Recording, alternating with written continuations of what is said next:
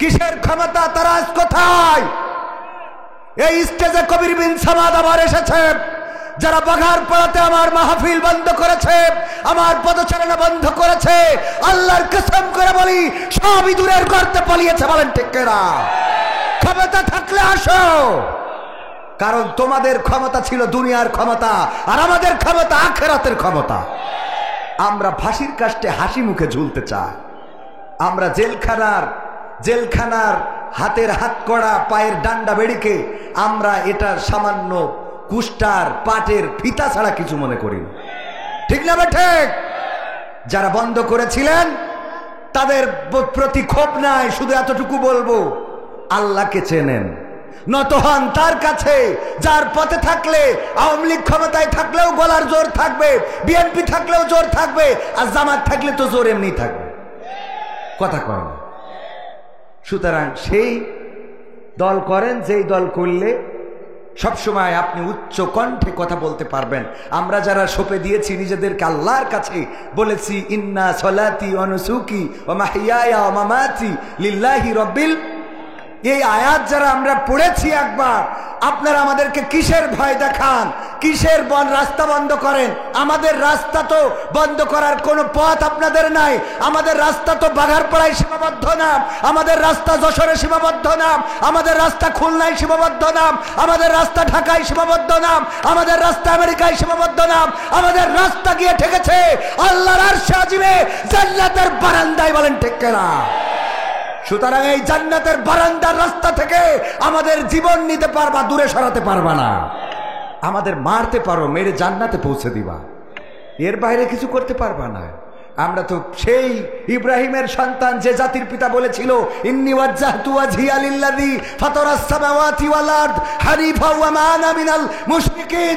আমি সমস্ত দিক থেকে, সমস্ত দল থেকে আমার মুখটা আমি সেই দলের দিকে করলাম যে আসমান জমিন সৃষ্টি করেছে, তার দিকে মুখ ঘুরিয়ে দিয়ে বলে দিলাম আমি অন্য কোন দলের মুখাপেক্ষী না, আমি মুশরিকদের মুখাপেক্ষী না, যারা দুনিয়ায় মানব রচিত মতবাদ তৈরি করে তাদের মুখাপেক্ষী না, যারা নিজের আইন বানিয়ে দেশ চালাতে চায় তাদের মুখাপেক্ষী না, আমি আসমান জমিনের স্রষ্টা যিনি তার মুখাপেক্ষী, তার কাছেই মাথা নত করে দিয়েছি।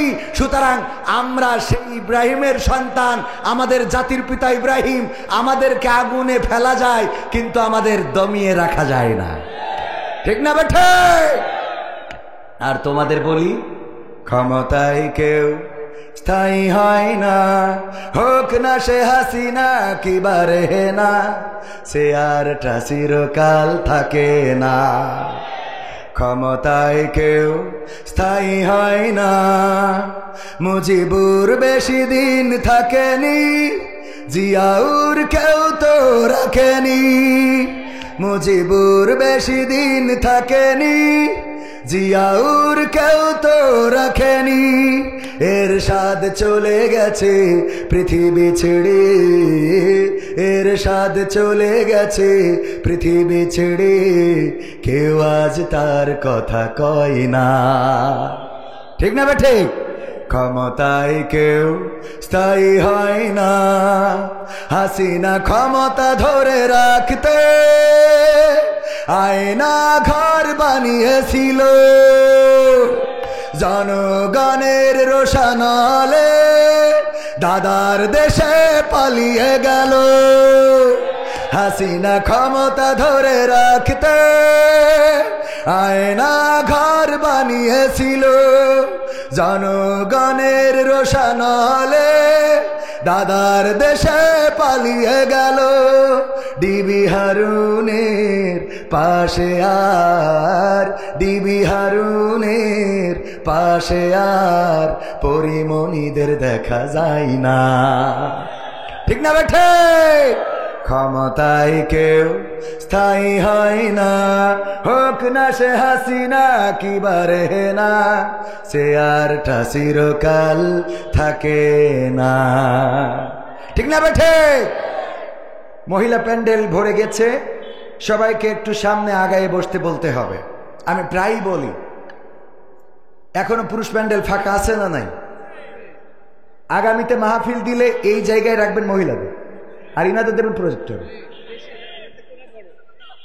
ওই এর থেকেও বড়, তাও ভরে গেছে। তাইলে তো সমস্যা। পুরুষদের জন্য জায়গা কম রাখার পরেও ওপাশ ফ্লাপ, মা বোনেরা মাহফিলেও বেশি, বাজারেও বেশি, সিরিয়ালেও বেশি, জাহান্নামেও বেশি। ঠিক না বে ঠিক? বিশ্ব নবীর কথা, আমার কথা না। বিশ্ব নবী সাল্লাল্লাহু আলাইহি সাল্লাম বললেন, ওগো নারীরা, আমি তোমাদের দেখেছি অধিকাংশ জাহান্নামে। কতকাংশ? অধিকাংশ, মানে অর্ধেকের বেশি জাহান্নামী। বিশ্ব নবী সাল্লাল্লাহু আলাইহি সাল্লাম বলেছেন। জিজ্ঞাসা করা হলো কিসের কারণে? আল্লাহ নবী সাল্লাল্লাহু আলাইহি সাল্লাম বললেন, দুইটা দোষ বেশি। কয়টা? কয়টা দোষ বেশি? মা বোনেরা কান খাড়া করে শোনেন আর সামনে একটু আগায় বসেন। কোন দিকে তা জানি না, যেই দিকে হোক, ক্যামেরায় তো দেখতেছেন। আপনার সামনের দিকে আগায় বসেন, বাম দিকে, বাম দিকে আগায় বসেন, বাম দিকে আগায় বসেন। বসে অন্য বোনদের একটু জায়গা করে দেন। সামনে এবং ডান দিকে আগায় বসেন, যাতে করে অন্য মা বোনেরা বসার সুযোগ পায়। এখনো তো মাহফিল শুরুই হয়নি, তাই যদি ভরে যায় তাইলে তো প্রধান বক্তা তো এখনো আসতে বাকি। তো যাই হোক, আল্লাহ নবী কয়টা কারণ বললেন? বিশ্ব নবী বললেন দুইটা কারণ। তার মধ্যে এক নম্বর হলো, তারা স্বামীর নাশুকুরি করে। কি করে? নাশুকুরি বোঝেন? অকৃতজ্ঞ হয়, স্বামীর প্রতি কৃতজ্ঞ থাকে না। আমাদের জনাব ভাইয়ের কথাই বলি, আশরাফুল আলম সাহেব, আমার ভাবি, মানে যাই এনে দিক কিছুই পছন্দ হয় না। খালি পছন্দ হয় কবির, দেখো দিন কত সুন্দর জুব্বা বানাইছে, তুমি বানাইছো, এটা কি গায়ে দিলে মানুষ দেখা যাচ্ছে মনে হচ্ছে ফকির। মানে যা করে সেটা। থ্রি পিস কিনে দিলে পছন্দ হয় না, এটা ওইটা। মাছ কিনে আনলে তাতে কাটা বেশি, ওল কিনে আনলে গাল চুলকায়, কচু কিনে আনলে সিদ্ধ হয় না, মেটে আলু কিনলে সেটা আলু না। মানে সব কিছুতে অভিযোগ আছে তো আছে, আছে তো আছে। নাশুকুরি, এটারে কি বলে? বুদ্ধি করে একদিন একটা শাড়ি কিনেছে যশোরের দড়াটানা থেকে, এইচএম সুপার মার্কেট আছে ওখান থেকে, এইচএম মার্কেট মনে হয়। তো কেনার পরে ডাইনিং টেবিলে রেখে আমার ভাবিকে বলতেছে খাবার দাও। তো ভাবি খাবার দিয়ে চিন্তা করছে শাড়িটা আসলে কার, এত সুন্দর শাড়ি। তো বলতেছে, এক ফাঁকে জিজ্ঞেস করেই বসলো, শাড়িটা কার? তা বললে, শাড়িটা কিনেছি। শাড়িটা কিনি নাই, শাড়িটা কিনেছে কবির বিন সামাদর বউয়ের জন্য। ভাবির তো মিজাজ গেছ খারাপ হয়ে, দেখো দিন শাড়ির কালারটা কত সুন্দর, রংটা কত ভালো, সুতাটা কত সুন্দর, পাড়টা কত রং চংটা, মানে সব কিছু মিলাই পারফেক্ট একটা শাড়ি। কবির বিন সামাদ যাই কেনে তার একটা পছন্দ আছে। আল্লাহ তোমার চোখ না দুটো মার্বেল দিয়েছে, এই চোখে কি দেখে আমি বলে সংসার করছি। কান্নাকাটি আছে না নেই? আমি বলে তোমার সংসার করে দিলাম, অন্য লোক হইলে এই সংসারে কবে লাথি দিয়ে চলে যেত। হ্যাঁ, তুমি এটা দেখো দিন। কবির বিন সামাদ, তো আমার ভাই বলতেছে, তোমার কি খুব পছন্দ হয়েছে? কবির তো আমার ছোট ভাই মানুষ, ওর বোর জন্য কিনেছে, তুমি এটা নাও, তোমার পছন্দ হলে আমি কবিরের সাথে সে যা করা লাগে করবানে। তো ভাবি নিয়ে খুব খুশি। তো ভাই রাত্রি চিন্তা করলো, এত ভালোবেসে তার শাড়িটা কিনলাম, যদি না বলি কেমন হয়। রাত্রে বললো, দেখো শাড়িটা কি তোমার পছন্দ হয়েছে? কয় খুব পছন্দ হয়েছে। কারণ তুমি তো কেন নাই, তোমার তো পছন্দ ভালো না, তুমি যে ঘরের রং করেছ ওই রংটা চলে। তুমি যে গরু কিনেছ এটার কি দুধ হয়? মানে একটা গাভী কিনেছে তাও দুধ হয় না, তাও ওনার দোষ। মানে যত সব এটা খেয়াল করে দেখবেন। আর ওরা যা করে ওইটা কোনো অসুবিধা নেই। আর ভাইও তো টিচার মানুষ, হামিদপুর কলেজের টিচার। উনি বাজারে গেলে যেই কচুটা বিক্রি হয়নি, অনেকেই জোর করে কয়, স্যার আপনার জন্য এক সপ্তাহ ধরে একটা কচু রেখে দিছি, এইটা বিক্রি হয়নি, ওইটা ওনার জন্য রেখে দিস। কোনো মান সম্মানের খাতিরে কিছু বলতে পারে না। দেয় ওই কচু এনে রান্না করার পরে কচু থেকেই গাল চুলকাবে, ওর মধ্যে যে ইলিশ মাছ দিছিল ওইটা খালু চুলকে। তো এই জাতীয় বিপদে আমাদের পড়া লাগে, তাই না? এরকম কিছু বিপদ। তো এখন ভাইজান বললো যে, দেখো রাত্রি শোয়ার সময় বললো, শাড়িটা কি তোমার পছন্দ হয়েছে? কয় এটা তো তুমি পছন্দ করে কেন নাই, কবির বিন সামাদ পছন্দ করেছে, আমার খুব পছন্দ হয়েছে। কয় দেখো মরে গেলে তো কালকে যদি সকালে ঘুম থেকে জাগি তাহলে ফজর, না জাগলে কবর, মনের কথা বলা হবে না। আমি তোমারে যে কত ভালোবাসি, তোমারে ভালোবেসে এই শাড়িটা আমি নিজে পছন্দ করে দড়াটানা থেকে কিনে আনছি। কয় সত্যি তুমি কিনেছো? কয় আমি সত্যি তোমার জন্য নিজে চয়েস করে কিনে আনছি। কয় তাইলে এটার রং থাকবে না? তাইলে এটার, কয় তুমি যদি কিনে থাকো তাহলে এটার রং থাকবে না। মানে ওরে কি কোনোভাবে সন্তুষ্ট রাখা সম্ভব? কথা কয় না। অকৃতজ্ঞ, স্বামীর না শুকুরি করে, এরকম আছে না নাই? ওর স্বামী যা করে সব ওর অপছন্দের। আর বাপের বাড়িতে যদি কিছু একটা নিয়ে আসে, ওরে বাবারে, ওইটার উপরে আর কোনো জিনিস হয় না। আব্বারা যে পুঁইশাক দিছিল, সে পুঁইশাক তো না, মনে হয় কেঁচু সাপ। কি সাপ? কেঁচু সাপ। এই চিকুন চিকুন আইনি কয়, দেখি যাও পুঁইশাক কি সুন্দর রাইন দে, নিজেই খাই নিজেই বলা, বাবা যে স্বাদ হয়েছে, আমার মার হাতের তরকারি। হ্যাঁ, গাই গরু যদি একটা দেয় বিয়ের সময়, আশরাফ ভাই যদি গাই গরু একটা দেয়, ওই গাই গরু আর আমৃত্যুকাল মরবে না। মরে বলেন? তাও এমন গাই গরু, যেই গাই গরু মানে মনে হইলো গরু না, এটা এক্সরার কাগজ নিয়ে যাচ্ছে, পাজরার কাঠি এমন কায়দায় রয়েছে।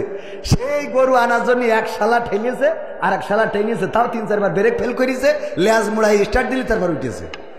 এই গরু আনার পরে ভাবির খালি কথা হইলো, ওই যে আমি পুরি জায়গা কিনেছে একটা বাড়ি, ভাই কয়তলা যেন এটা ফাউন্ডেশন? আশরাফ ভাই, আশরাফ ভাই, ওরে কয়তলা ওই ফাউন্ডেশন? আর আপনি কথা বাজার মধ্যে কথা কন, বলছি কয়তলা ফাউন্ডেশনের বাড়ি কিনেছে? হ্যাঁ ওখানে, হ্যাঁ 4 তলা। তো 4 তলা ওই ফাউন্ডেশনের বাড়ি কিনে ভাবির বলছে, দেখো আমরা তো ছিলাম বাগডাঙ্গা, আমরা এখন এই যে শহরের পরে হামিদপুর একটা বাড়ি কিনতে পারিছি, 4 তলা ফাউন্ডেশন, চলো আজকে তোমার দিয়ে উদ্বোধন করবো, ফিতে কাটতে হবে। বলছে আব্বাকে বাড়িতে গাই গরুটা আনিলাম বুঝলে, ওই গাই গরু এক্সরা কাগজের। এরপরে যে একটা 4 চাকার গাড়ি কিনেছে এক্স করোলা, বলছে যে চলো আজকে গাড়িটা যেহেতু কিনলাম তুমি চড়বা, আমি চালাবো, পুরো যশোর ঘুরিয়ে দেখাবো তোমার। গাড়িতে দরজা খুলে উঠে পরে বলছে আব্বাকে বাড়িতে গাই গরুটা আনিলাম বুঝলে।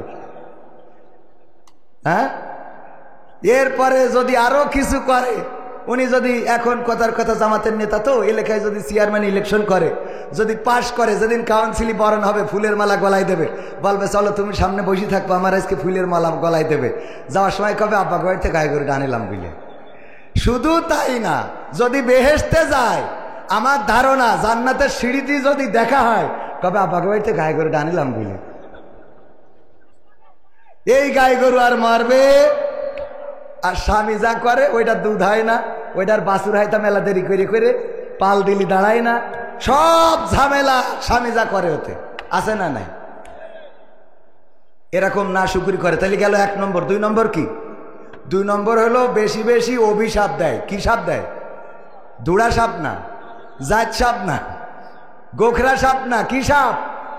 অভিশাপ। অন্য সাপ দিলে তো কামড়ায় দিলে মরে গেল, আর এমন অভিশাপ দেয় যে অভিশাপের কারণে স্বামীও শেষ হয়ে যায়। এক মহিলা আমারে ফোন করে বলতেছে, হুজুর আপনি কি সেই হুজুর? কলাম কোন হুজুর? কয়ে যে মাঝে মাঝে প্রশ্ন ধরে উত্তর দেন।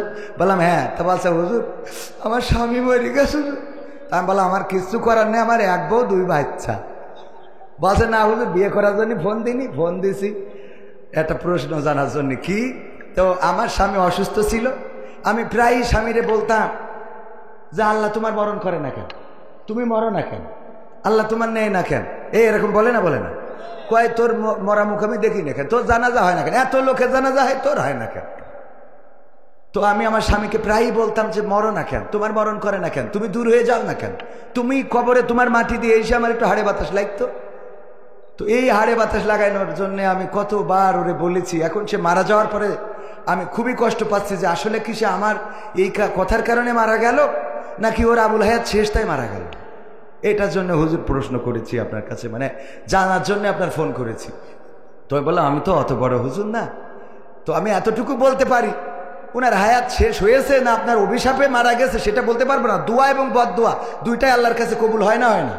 দুইটাই কবুল হয়। তো হায়াতও যদি ফুরাই যায় তাও যেতে পারে, আবার আপনার অভিশাপেও মরতে পারে। তবে এতটুকু বলতে পারি, বিশ্বনবী বলেছেন নারীরা জাহান্নামে যাওয়ার কারণ 2টা, তার মধ্যে 1 নম্বর হলো স্বামীর না শুকুরি করা, আর 2 নম্বর হলো বেশি বেশি অভিশাপ দেয়া। তো আপনি 2 নম্বর কারণটা আপনার মধ্যে বিদ্যমান, তার মানে আপনি জান্নাতে যাওয়ার রাস্তা মোটামুটি অর্ধেক আগায় রাখিছেন। ঠিক না বেঠিক? অর্ধেক আগায় রাখিছেন। এখন মা বোনেরা বুঝে নেন, আজকে থেকে বাড়ি যাওয়ার পরে স্বামীদের প্রতি অকৃতজ্ঞ হবেন কিনা। যাই আনুক, যাই দিক, যাই খাওয়াক, যাই পরাক, কোনো সময় অকৃতজ্ঞ হওয়া যাবে না, বরং বলতে হবে তুমি যা এনেছো এটাই তো আলহামদুলিল্লাহ, এর থেকে আরো খারাপ হতে পারতো। ঠিক না বেঠিক? বলা যায় না? যায় না? তুমি যে 3 পিসটা এনেছো এর থেকে আরো কম দামের আনতে পারতে, তুমি তো ভালো বেশি দামের এনেছো, আলহামদুলিল্লাহ। এইভাবে শুকরিয়া আদায় করতে হবে।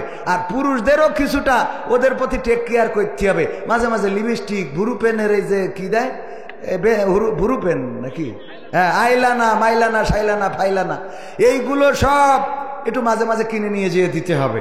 এইগুলো স্ত্রীদের দেবেন, একটু সাজাবেন, নিজে মাঝে মাঝে চুলের বেনি গেঁথে দেবেন, মাঝে মাঝে তার মাথাটা আশ্রয় দেবেন, শাড়ির কুচিটা ধরে দেবেন, তার কাপড় চুপড় পরিয়ে দেবেন, পিছন থেকে যে চোখ ধরি বলবেন বলো তো আমি কে, বোঝেননি? হ্যাঁ, এইগুলো মুরব্বীরা না করেন না করেন, অন্তত যাদের ইয়াং, আমাদের সভাপতি এখনো বয়স আছে আলহামদুলিল্লাহ, এইগুলো করবেন। এইগুলো করলে দেখবেন যে সংসারের শান্তি বাড়ছে। আবার মা বোনেরাও বোঝে না, বলে হুজুর আমার স্বামীর জন্য একটু দোয়া করি দেন, সারাদিন ওই পরিমণি তারপরে এইসব দেখি বেড়াই সাধু। দেখবে না তুই মাঝে মাঝে ছোট ছোট জামা কাপড় পরলি তো আরে ওদিক তাকায় না, কথা কয় না, লজ দাস দালাই বাসে না, আরে স্বামীর কাছে আবার কি লজারে কথা কয় না। হ্যাঁ একটু জোরে বলেন ঠিক যাতে শুনতে পায়। হ্যাঁ মানে মাঝে মাঝে ওই পোশাকগুলো, তবে এই পোশাকগুলো আবার আপনাদের কিনে দেওয়া লাগবে, ওরা তো যে বাজার আনতে পারে না এইগুলো। না না রাস্তায় বাড়াবে কেন, এইটা তো ভালোর জন্য বলতেছি। এইগুলো যখন গায়ে দেবেন, গায়ে দিয়াবেন, তখন দেখবেন ওরা যখন গায়ে দেবে আপনাদের ভাল লাগবে, আবার ওরাও সব কিছু মিলে আপনারা ওই সিরিয়াল ভাল লাগবে না, ওই পরিমণি ভাল লাগবে না, ওই বুবলি তারপরে এইসব ওই রাশমিকা মান্দানা ফান্দানা এগুলো ভাল লাগবে না, কারণ ও তো বাড়ি রয়েছে, কথা কয় না, না জায়েজ কিছু। বিশ্বনবী সাহাবীদেরকে ডেকে বললেন, ওগো সাহাবীরা শুনে নাও, তোমরা যখন স্ত্রীদের সাথে মিলন করো, যখন তোমরা তাদের সাথে মিলিত হও, আল্লাহ রাব্বুল আলামিনের ফেরেশতারা তখন তোমাদের আমল নামায় সওয়াব লিখে দেন। বলেন সুবহানাল্লাহ। সাহাবীরা একটু লজ্জা পেয়ে গেল, লজ্জায় লজ্জায় বলতেছে, আল্লাহর রাসূল এটা কেমন, একটু লজ্জা করতেছে। আল্লাহ রাসূল বললেন, কিসের লজ্জা? আল্লাহর নবীর সাহাবীরা বললেন, ওগো নবী এমন একটা বিষয়েও আমরা সওয়াব পাবো, এটা কেমন কথা? আল্লাহর নবী বললেন, ওগো সাহাবীরা শুনে নাও, এমন কাজ যদি নিজের বৈধ স্ত্রীর বাইরে যদি অন্য কোনো জায়গায় করতে গুনাহ হইতো কিনা? সাহাবীরা বলল, অবশ্যই গুনাহ হইতো। শুধু গুনাহ নয়, এই অপরাধের কারণে আমাদের উপরে সঙ্গে সার ওয়াজিব হয়ে যেত। আল্লাহর নবী বললেন, তেমনি ভাবে যেই কাজ করলে গুনাহ হইতো, অন্য জায়গায় করলে গুনাহ হইতো, সেই কাজ বৈধ জায়গায় করলে আল্লাহ রাব্বুল আলামিন আমল নামায় সওয়াব লিখে দেন। বলেন সুবহানাল্লাহ। সুতরাং এই সওয়াবের জন্য হলো স্ত্রীর হক আদায় করার দরকার আছে না নাই? আমার যুবক যারা বিয়ে হয় নাই, শীতকাল পার হতে দেয়া যাবে না? যাবে না। যখনই ঝোঁক লাগবে তখনই বিয়ে করতে হবে। গতকালই আলোচনায় বলেছিলাম, আমাদের দেশের স্বাধীনতার মহান স্থপতি আমরা যাকে বলি বঙ্গবন্ধু শেখ মুজিবুর রহমান। শেখ মুজিব আমার পিতা, বইটা লিখেছে শেখ হাসিনা, বইটা আমার বাড়িতে এখনো আছে, ইসলামিক ফাউন্ডেশন। এই বই আবার লাইব্রেরিতে দিয়েছিল, ইসলামিক ফাউন্ডেশন থেকে মসজিদের লাইব্রেরিতে দেওয়া হয়েছিল। মসজিদ থেকে এনে পড়লাম, পড়ার পরে দেখলাম সেখানে শেখ হাসিনা স্মৃতিচারণ করতে যেটা লিখেছে, স্বাধীনতার মহান স্থপতি বঙ্গবন্ধু শেখ মুজিবুর রহমান বিয়ে করেছিল 10 বছর বয়সে। কয় বছর বয়সে? তো আমাদের পিতা যদি 10 বছর বয়সে বিয়ে করে, আমরা ছেলেরা কেন 18 বছর পর্যন্ত অপেক্ষা করব? কথা কয় না? হ্যাঁ, যুবকরা বলছে ঠিক, হুজুর মনের কথা কইস। কথা কি মনে থাকবে? বিয়ে শাদী অবশ্যই যখনই প্রয়োজন, জীবনের প্রয়োজনে, যৌবনের প্রয়োজনে, ইমানের হেফাজতে, অন্যায় থেকে বেঁচে থাকার জন্য বিয়ে করবেন। 1 2 3 4 যদি ইনসাফ করতে না পারেন তাহলে একে সন্তুষ্ট থাকতে হবে। কথা কার? আমার কথা নাই। আল্লাহ বললেন 2 3 4। অথবা যদি তোমরা ইনসাফ করতে ব্যর্থ হও, যদি তোমাদের মনে ভয় থাকে যে তোমরা ইনসাফ করতে পারবা না, তবে একজনে সন্তুষ্ট থাকো। ওগো আমার ভাইয়েরা, এই দেশে বিধবার সংখ্যা বেড়ে গেছে, সুতরাং এখন থেকে একজন নয়, আন্দোলন হবে 2 3-এর বেশি ছাড়া কোনো কথা নয়। হ্যাঁ বাহ, ইনসাফ করতে হবে। 2টা বিয়ে করা এটা খারাপ কাজ না, 3টা বিয়ে করা এটা খারাপ কাজ না, 4টা বিয়ে করা, 5টা না, 4টা বিয়ে করা এটা খারাপ কাজ।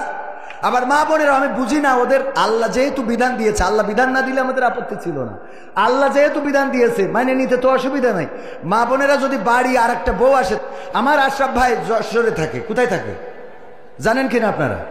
যশোরে। আর বাগডাঙ্গায় যদি আর একটা বউ থাকে, অসুবিধা কোন জায়গায়? উনি ওখানে দায়িত্ব পালন করলো, ইনি এখানে থাকলো, যখন বাড়ি আসলো উনারও আসা লাগলো না কষ্ট করে, ইনারও যাওয়া লাগলো না কষ্ট করে। এর মধ্যে একজনের উপকার হইলো, কিছু বাচ্চা কাচ্চা দুনিয়ায় আসলো, তারাও ভালো কিছু ভালো বাবার পরিচয় পেলো, সংসারে মোটামুটি অভাব তো নেই, আছে তো। এটা কি খারাপ কিছু? এইটা মাইনতে অসুবিধা করে, আমি তো এটা বুঝলাম না। আমিও জ্বালাই আছি। আমার বললে যে তুমি যেদিন 2টা বিয়ে করবা, ওই দিন হয় বাড়ি ছেড়ে দেবো না আত্মহত্যা করবো। এ জ্বালার তো শেষ নেই। কি জ্বালা কন তো? এখন যে পরিমাণ টাকা ইনকাম করছি, এর আমি নিজে খেয়ে শেষ করতে পারবো? আমার বউ খেয়ে শেষ করতে পারবে? এক এক রাতি 50-60 হাজার টাকা, আমি কনে কি করবে? এগুলো তো ইউটিউবাররা, এটার জন্য আমার বউ না দেখে, তাহলে বলে বাড়ি ঢুকতে দিবার না। জ্বালা তো শেষ নেই, জ্বালা জ্বালা সব জায়গায় জ্বালা আছে না নাই? জ্বালার শেষ নাই। যাই হোক ভাইয়েরা আমার, 2টা বিয়ে করায় জ্বালার তো শেষ নাই। এক মুরব্বী, ও শুনেছে মসজিদে যদি জুম্মার দিন আগে যায় তাইলে সে একটা কবুল হজের সোয়াব পাবে। তো ও চিন্তা করছে আমি যেহেতু গরিব মানুষ, হজে তো যাইতে পারবো না, জুম্মার দিন একটু আগে যাবো। যে দেখে আরেক মুরব্বী বসা, তো বাড়ি চলে এসেছে যে পরের সপ্তাহে নামাজ পড়ে বাড়ি এসেছে, পরের সপ্তাহে একটু আগে যাব। পরের সপ্তাহে আবার গেছে, যে দেখে তাও সেই মুরব্বী বসা। চিন্তা করলো যাকে এই সপ্তাহে পেলাম না, 3য় সপ্তাহে দেখি, 3য় সপ্তাহে যে দেখে তাও মুরব্বী বসা। ওর মিজাজ বেশ খারাপ হয়ে, মুরব্বী তোমার কি খেয়ে কোনো কাম নেই নাকি? খালি মসজিদে এসে বসে থাকো তুমি? তো বলছে তোমার অসুবিধা কি? অসুবিধা নেই মানে আমি একটা কবুল হজের সোয়াব নেবো, গরিব মানুষটা দৌড়চ্ছি, 3 সপ্তাহ ধরেই লাইন পালাম না। তা বলছে খুব দরকার। বলছে দরকার মানে টাকা তো নেই। বলছে নিকে করতে পারবে? ও পারবা না। তাহলে একটা নিকে করো, ব্যবস্থা হয়ে যাবেন। ও এসে মেরি কেটে একজনের পটাইয়ে তো একটা বিয়ে করেছে কবুল হজের জন্য। যে হজ করার এত টাকা তো নাই, 6 লাখ 8 লাখ টাকা, তার থেকে এটা নিকে করি। এখন তো ইয়ে তো দিয়াই লাগে না, দিন মাহ দিয়া লাগে, দেশে লাগে না। তো বিয়ে করে তারপরে পরের জুম্মায় ওই মুরব্বী বেশি দেখে এই মুরব্বী বসা, বলতেছে বাবাজি কি খাবো আজকে, কি কবুল হজের সোয়াব হই? বাবা ক্ষতি পারবা কেন? বলছে 2 ডর গুতোগুতিতে ফজরে আইসে আর এখনো বাড়ি যায়নি। ফজরে এসে এখনো বাড়ি যাই, 2 এত ডিস্টার্ব করতেছে যে ফজরতে রাগ করে বাড়ি যায়। জ্বালা আছে না নাই? ভাইরা আমার, মা বোনেরা আমার, অনেক মা বোন এসেছেন। আল্লাহ রাব্বুল আলামিন বললেন ওয়াকরনা ফি বুয়ুতিকুন্না ওয়ালা তাবাররাজনা তাবাররুজাল জাহিলিয়াতিল উলা। ওগো নারীরা তোমরা পর্দার মধ্যে থাকো, জাহিলি যুগের মেয়েদের মতো সেজে গুজে নিজেদেরকে প্রদর্শন করে বেড়াইও না। আর আজকের জামানায় আমরা গর্ব করে বলি এই বিউটি পার্লার কে দিয়েছে, ঠিক না বেঠে? এই বিউটি পার্লার গুলো করার পরে আমরা গর্বিত হই, আমরা প্রশংসা করি আমাদের সরকার বিউটি পার্লার দিল, ঘরে ঘরে বিউটি পার্লার, শহরে শহরে বিউটি পার্লার। এই বিউটি পার্লারে কি কোনো ছেলেদের যাওয়া লাগে নাকি? না লাগে না। ছেলেদের যাওয়া লাগবে কেন? ছেলেরা এমনি সুন্দর, ঠিক না বেঠে? ছেলেরা সুন্দর। দেখেন ছেলেরা শুধু সুন্দর না, তারা তাদের সৌন্দর্য তো দেখাইতেই চাই না, বরং আরো কি করে ঢাকে ঢুকে রাখা যায়। প্যান্ট একটা পরে, প্যান্ট পরার পরে প্যানের আবার এইভাবে আংটা দিয়ে আছে যার মধ্যে দিয়ে বেল বাঁধতে হয়। শুধু বেল বাঁধলি হবে না, উপরে যে এর শার্টের নিচে আবার গেঞ্জি পরে, গেঞ্জির উপরে আবার শার্ট, এইটা পরে তারপরে ওর মধ্যে গুজে দিয়ে বেল দিয়ে কষে বেঁধে থই, যাতে করে যেন কোনোভাবে শার্ট বেরোয় না যায়, ঠিক না ঠিক? এমন টাইট করে দিয়ে এরপরে পায়ে শু পরিয়েছে, শুর আগে আবার মোজা, যেন পার রঙও দেখা না যায়, পর্দাশীল। এরপরে শু পরেছে, তারপরে মোজা, আবার শার্ট পরার পরে যদি হাতা মাথায় টুড়ে যায় এই জন্য এরপরে আবার আর একটা কোট, ঠিক না ঠিক? শুধু কোট পরেও খেতে হয় না, যেন গলা মালা না দেখা যায়, আবার একটা টাই পরি শক্ত করে বাঁধতে হয়, দেখা যাবা তা হবে না, ঠিক না ঠিক? এরপরে আবার ক্যাপ পরে, হ্যাঁ ক্যাপ সামনে দিয়া, উপরেও দেখবে না নিচেও দেখবে না, এরকম আছে না নাই? পুরুষ আর মহিলারা কোন জায়গাতে ফাঁক ফোকরতে দেখা যাবে, হাতা বানাইছে ব্লাউজের, এখানে আবার লাভ আঁকায় থিয়েছে ফুটো করে, কথা কয় না। পিছনে এমনি দেখা যাচ্ছে অর্ধেক দরজা খুলে রেখেছে, ওর নিচে আবার কেটে আবার একটা ফাঁক করে দিয়েছে, আছে না নাই? শাড়ি পরার কথা আমরা ছতর যেন দেখা যেন না যায়, বেল বাইন্ধে রাখি, কোনোভাবে শার্ট যেন বাতাসেও যেন উড়িয়ে না যায়, হ্যাঁ বান্ধি না শক্ত করি। উনারা করিয়েছ কি শাড়ি পরিয়েছ নাবির এমন জায়গায়, হ্যাঁ সে কি কব, যদি শীতিয়ারটা এখন আবার এই কি জিন্সের কোট বেরোয়েছে, তাও পরে আর খালি এরাম করে, ঠিক না বে ঠিক? মানে কোন ফাঁক ফোকরতে দেখাবে, এই হইলো ধান্দা। কোনে যাবো, আল্লাহ বললো তোরা আইটে কুইটে থাক, সেজে কুইটে দেখাই বেড়াইস নি। আর ওরা বলছে মুড়ি খেয়েই ভাত খাবো, মুড়ি খেয়ে ভাত খাওয়া বোঝেন, সভাপতি কুষ্টিয়া ভার্সিটিতে, তো উনি বলছে আপনি কবির ভাই এসেন, আমাদের এখানে একটা ছোট পিকনিক হবে, 10 জনের মতো আমি আয়োজন করতেছি, আইসেন। তো উনি জানে যেহেতু আমি সভাপতি, লোকজন একটু বেশি হয়ে যেতে পারে, তো 10 জনের ভাতের সাথে আবার কিছু মুড়ির ব্যবস্থাও করেছে, যে লোক যদি বাইরেই যায় তাহলে তাকে মুড়ি খাওয়াবে। তো সত্যিই লোক কিছু বেশি হয়েছে। তো হয়ে যাওয়ার পরে চিন্তা করলো যারা ভাত খাবে ওদের মুড়ি দেবো না, যারা মুড়ি খাবে তাদের ভাত দেবো না। আমার জিজ্ঞেস করছে কবির ভাই আপনি মুড়ি খাবেন না ভাত খাবেন? আমি বললাম ভাত খেয়েই তারপর মুড়ি খাবো।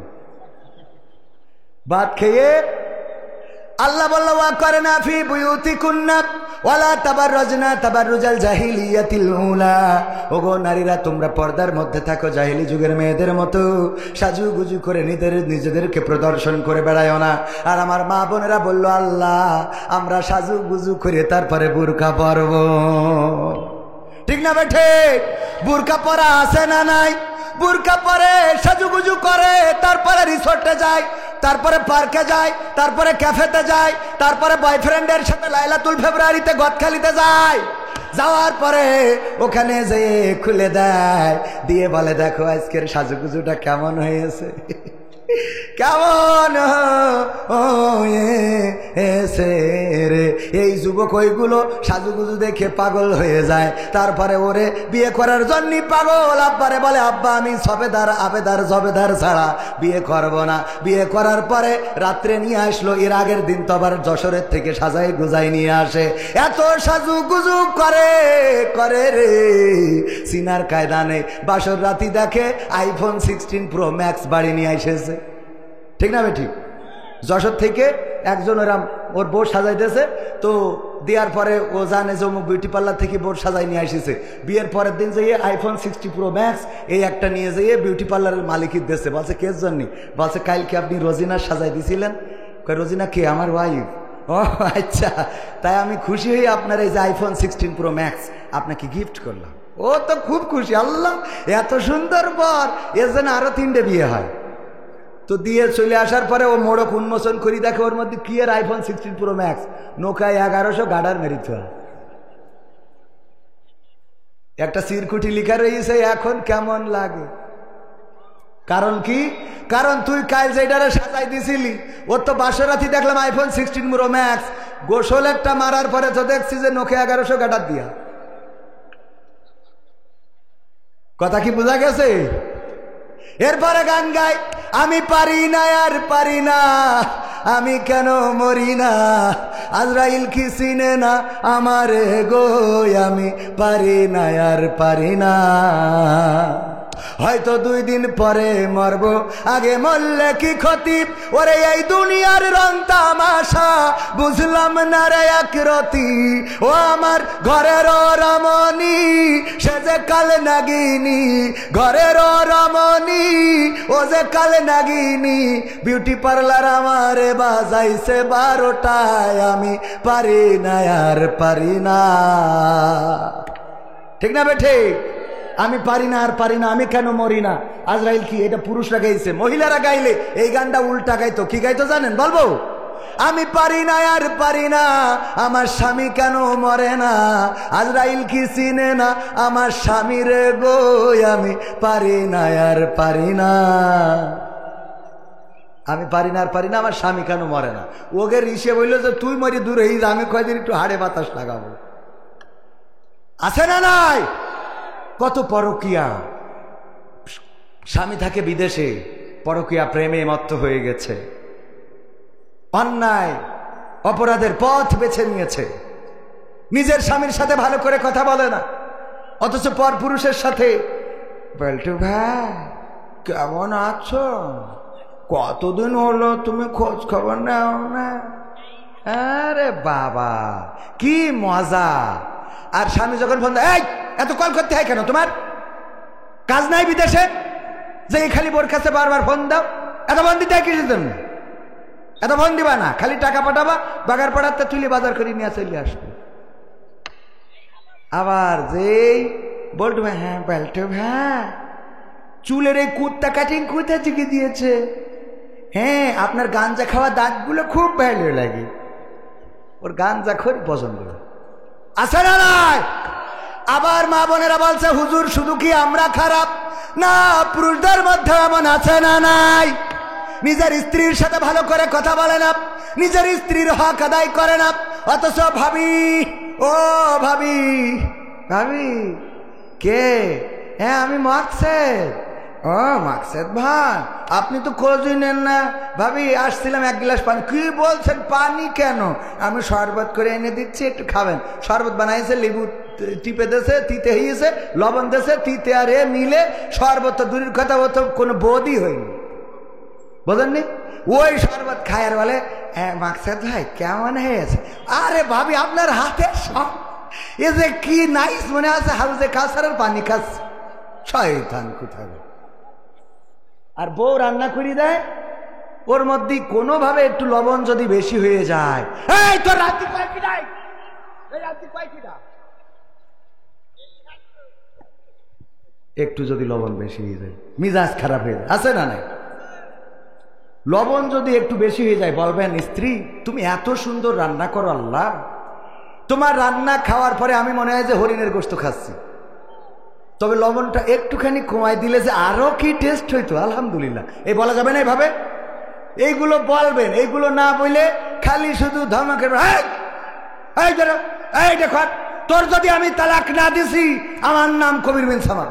দেখেন তালাক দিয়ে খুব বাহাদুরি কাজ নাকি? এবার তালাক দিয়ে বলে বাচ্চা দুটো হয়ে গেছে বলে ফেলেছি, একটু খাতা পৃষ্ঠা খুলে দেখেন দিন লাস্টে 3 পাতায় কোনো লাইন আছে কিনা, মানে সব তো পড়া শেষ, লাস্টে 3 পাতায় একটা লাইন পাওয়া যায় কিনা। আমি একজনের বললাম যে আপনি কোন মাযহাবের? তো বলছে হানাফি মাযহাবের। আমি বললাম হানাফি মাযহাব হইলে তালাক দিয়েছেন শেষ। তো বলছে কোন মাযহাবে এটা নেওয়া যাবে? তো আমি বললাম শাফি মাযহাব। বলছে তাহলে আমি শাফি মাযহাবে। শয়তান সহ্য না করি পারে, বলছে যে একবারে দিয়ে ফেলেছি। এখন আমি বললাম কোন মাযহাব? আমি বললাম বলছে শাফি মাযহাব, হানাফি মাযহাব। বললাম হানাফি মাযহাব যদি মানেন, হানাফি মাযহাবের ফতোয়া হলো যদি একবারে কেউ 3 তালাক দেয় ওটা তালাক, ওর আর কোনো সমাধান নেই। তা বলছে তাহলে কোন মাযহাবে আছে? তা বললাম ইমাম মালিক, ইমাম শাফি বলেছে রাহিমাহুল্লাহ যে যদি কেউ একসাথে 3 তালাক দেয় তাহলে ওটা 1 তালাক হিসাবে গণ্য হবে, কারণ এটা রাসূল সাল্লাল্লাহু আলাইহি ওয়াসাল্লামের পলিসির মধ্যে পড়ে না। তাছাড়া উনি বোঝাতে চেয়েছেন যে যখন মানুষ রাগ করে তালাক দেয় তখন তার ব্রেন ঠিক থাকে না, সুতরাং তালাকের বিধানটা প্রতি মাসে একটা করে দেবে, এটাই বিধান, তাই 1 তালাক হিসেবে গণ্য হবে। তা বলছে আমি আজকে তো তাহলে শাফি মাযহাবের লোক, তার মানে ওর বউ নিতেই হবে, ওর কোন ফতোয়া মানতে রাজি। ওগো আমার ভাইরা, ওগো আমার কলিজার টুকরারা, আমার পর্দার অন্তরালে মা বোনেরা, আমরা আইন মানব কার? আল্লাহ রাব্বুল আলামিন আমাদের যে আইন দিয়েছেন, প্রথমেই বলেছি আমরা মাথা নত করব আল্লাহর কাছে। আমরা যারা আল্লাহর কাছে মাথা নত করি, যারা বলেছি ইন্না সলাতি ওয়া নুসুকি ওয়া মাহইয়ায়া ওয়া মামাতি লিল্লাহি রাব্বিল আলামিন, নিশ্চয় আমাদের সালাত, আমাদের কুরবানি, আমাদের হায়াত, আমাদের মওত সবকিছু বিশ্ব প্রতিপালক আল্লাহর জন্য। আল্লাহর জন্য যদি আমরা আমাদেরকে সঁপে দিয়ে থাকি তাহলে বিপদে আপদে মুসিবতে ডাকবো কাকে? প্রশংসা করব কার? আমরা প্রশংসা আনন্দের সময় প্রশংসা করব আল্লাহর, আর বিপদের সময় আল্লাহর কাছে সাহায্য চাইব, আল্লাহ সাহায্য দাও, আল্লাহ তুমি সাহায্য করো, আল্লাহ তুমি রহম করো। আমার আল্লাহ এমন আল্লাহ, যারা আল্লাহকে ডাকে তারা কখনো প্রতারিত হয় না, যারা আল্লাহকে ডাকে তারা কখনো হেরে যায় না, যারা আল্লাহকে ডাকে তারা ধ্বংস হয় না, যারা আল্লাহকে ডাকে তাদের পরাজয় থাকে না, যারা আল্লাহকে ডাকে দুনিয়ার পরে আল্লাহ তাদের পাশে থাকে এবং পরকালেও আছে না নাই? আল্লাহর কাছে যারা নিজেদেরকে নিবেদিত করে দিয়েছে তাদের অবস্থা হলো এমন।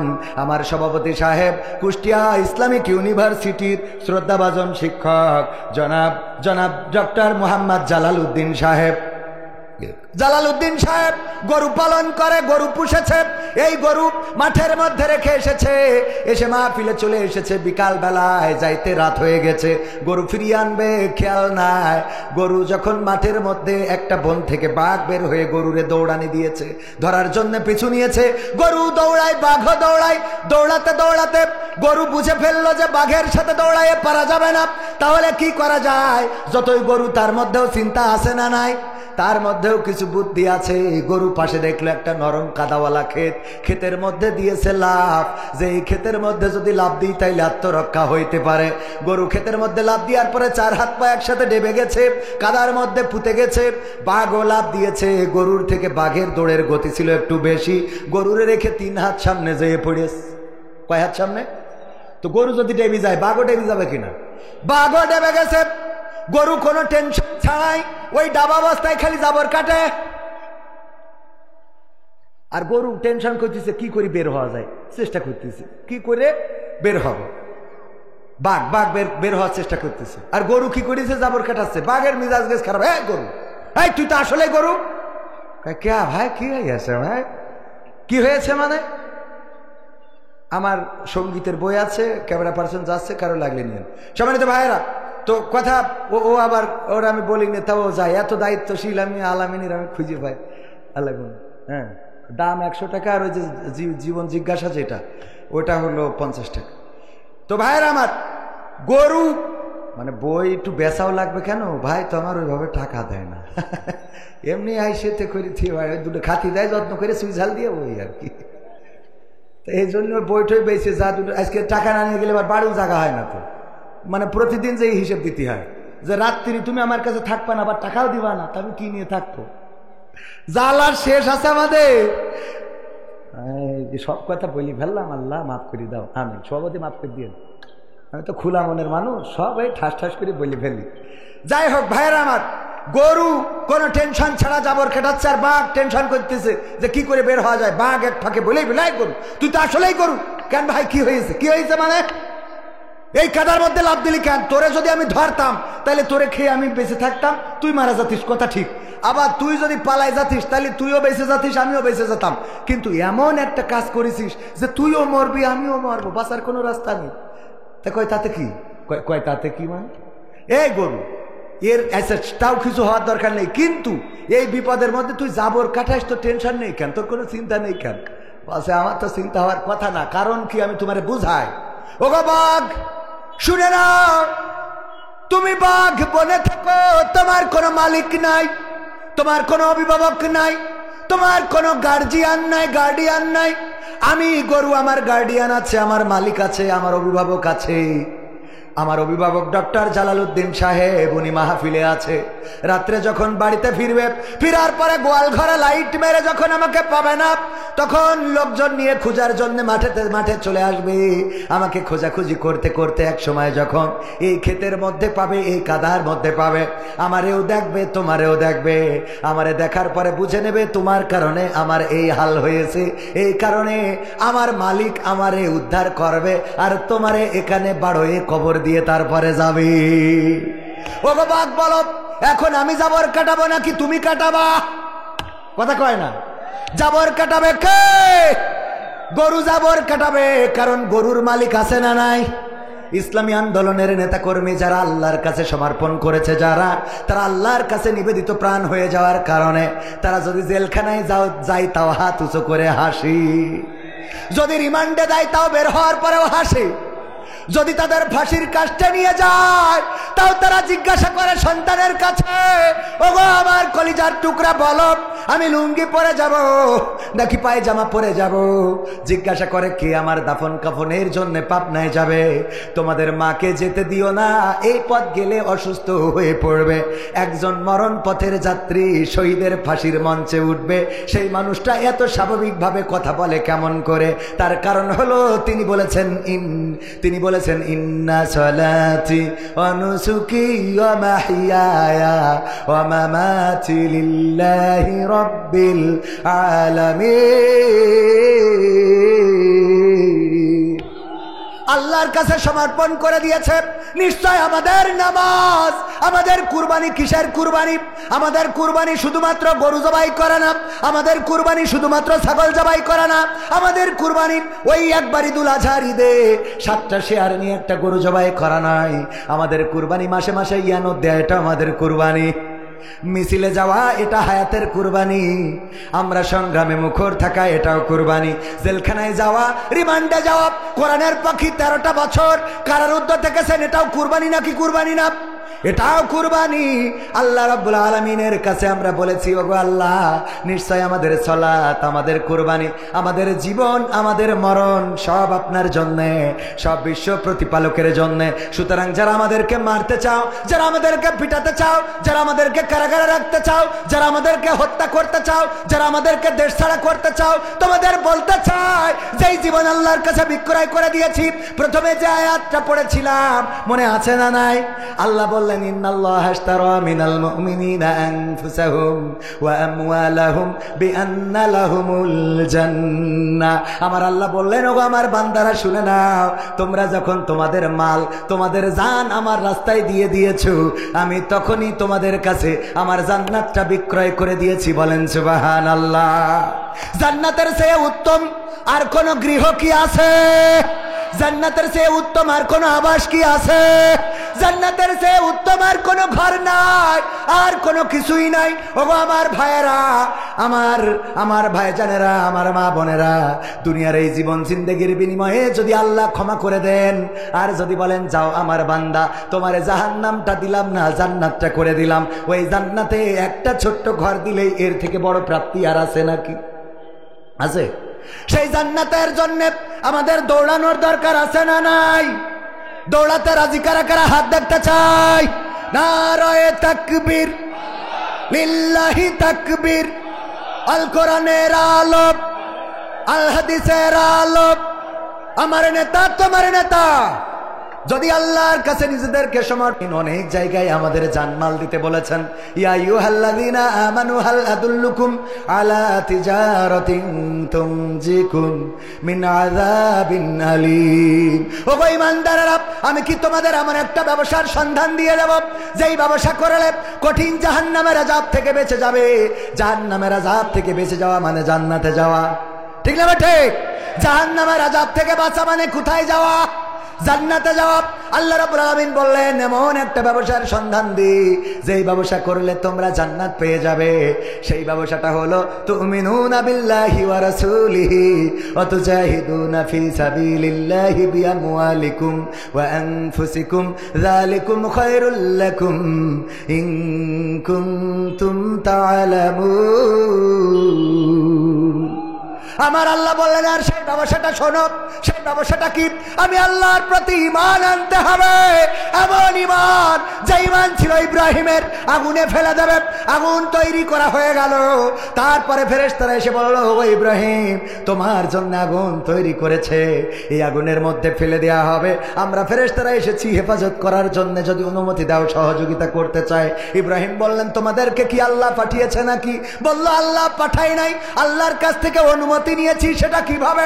আল্লাহকে বললাম, ওগো আল্লাহ, তোমার খলিল জাহান্নামের আগুনে জ্বলবে, এটা কি হতে পারে?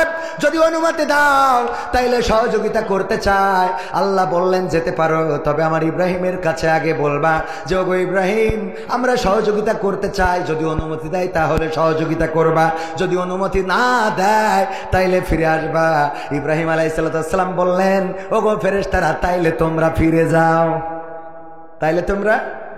তাইলে তোমরা ফিরে যাও। কেন ফিরে যাব?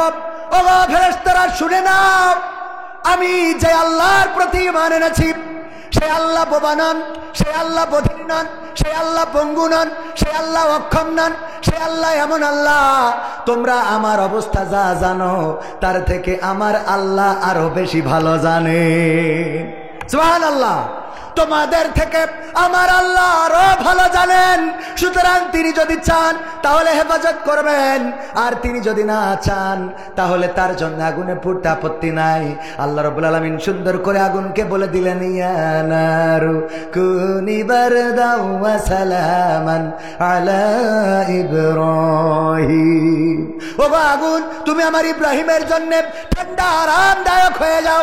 আল্লাহ রাব্বুল আলামিনের হুকুম যখন আগুন পেয়ে গেল, আগুন ঠান্ডা আরামদায়ক হয়ে গেল, আগুনের মধ্যে ফুল বাগান সিংহাসন হয়ে গেল। আর নমরুদ দেখে বলল, এই ডিজিএফআই এখানে আসো, এই এনএসআই এখানে আসো, এই র্যাব এখানে আসো, এই র্যাব প্রধান, বিমান বাহিনী প্রধান, সেনাবাহিনী প্রধান, স্থল বাহিনী প্রধান, আকাশ বাহিনী প্রধান, হেলিকপ্টার প্রধান, সব আসো। এসে বলল, 16 বছর ধরে তোমাদের খাওয়াইয়ে করলাম কি? কথা কয় না? 16 বছর ধরে তোমাদের খাওয়াইলাম, পড়াইলাম, সব বললাম সাফা সাফা করে ফেলো, তা পারো না কেন? তাইলে তোমাদের মধ্যে এত আমি তেল খরচ কেন করলাম, এত ডিজেল, এত গাছ, এত কাঠ, এত কিছু কেন পুড়ালাম? আমার লাভটা কি? এই 16 বছর পরে এসে যদি বাচ্চাদের কাছে আমার চেয়ার ছেড়ে দিতে হয় তাইলে লাভটা কি? কথা বোঝেননি? একদম মিলাই নেন, সব জায়গায় যদি না মেলে আমার কাছ থেকে বুঝে নেবে। এমপিরা শুধু কোথায় গেল? মন্ত্রীরা সব কোথায় গেল, কোথায় কাদের কাকা, তাদের ছাড়া দেশটা এখন লাগে ফাঁকা ফাঁকা। পালাবো না, পালাবো না, প্রয়োজন হলে ফখরুলের বাসায় গিয়ে উঠবো।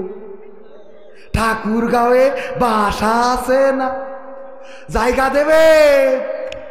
পালাবে না, পালাবে না, যাই না তবু দেখা। পালাবে না, পালাবে না, যাই না তবু দেখা। তাদের ছাড়া দেশটা এখন লাগে ফাঁকা ফাঁকা, ওদের ছাড়া দেশটা এখন লাগে ফাঁকা ফাঁকা।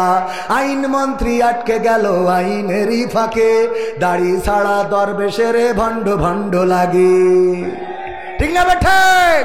আইন মন্ত্রী আটকে গেল আইনেরই ফাঁকে, দাড়ি ছাড়া দরবেশের ভণ্ড ভণ্ড লাগে। শুনছি কত নেতা নেত্রী খাইতেছে ভাই ডান্ডা, বিচারপতি কালামানিকের ফাটিয়েছে আন্ডা।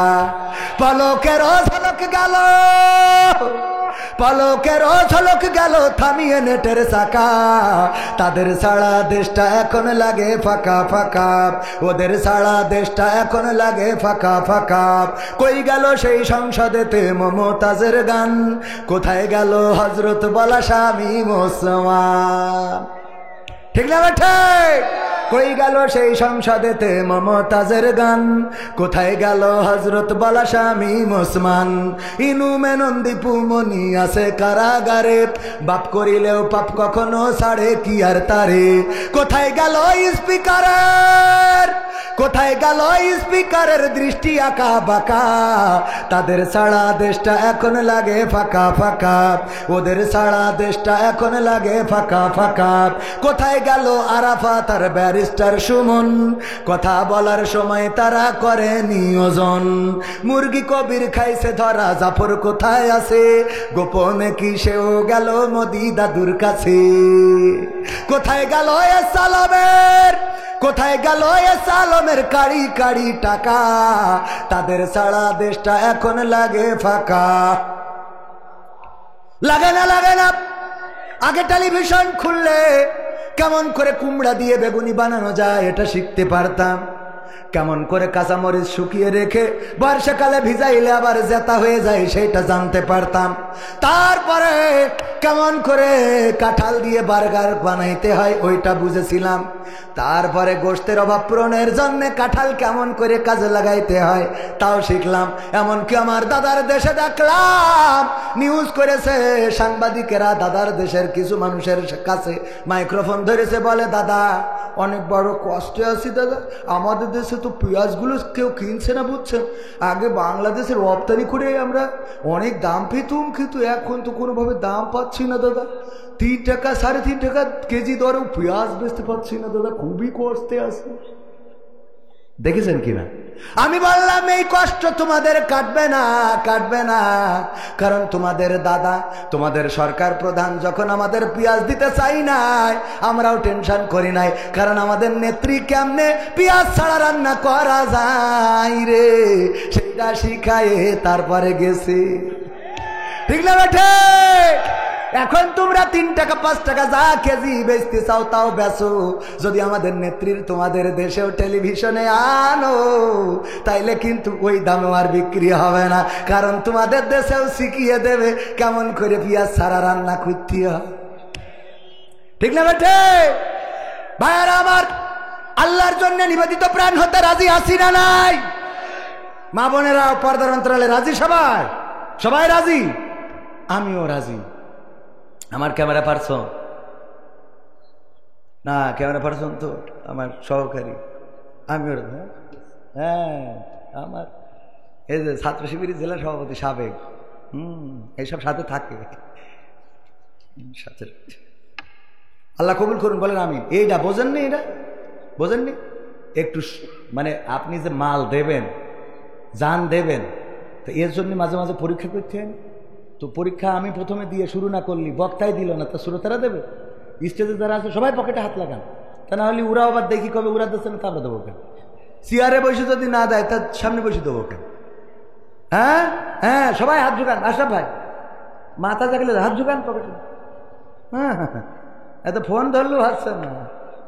এ হুজুর সে হুজুর না, যদি পরে দেখায় আবার কালেকশন করবে, রাস্তায় দাঁড়া করে কালেকশন করবে। একবার খালি দাওয়াত দেওয়া দরকার, 12 মাস কালেকশন করে দেবে, কিন্তু ডেট ফাঁকা নেই। মাশাআল্লাহ, এইটা বঙ্গবন্ধু নোট দেন। কাল সভাপতি ছিল।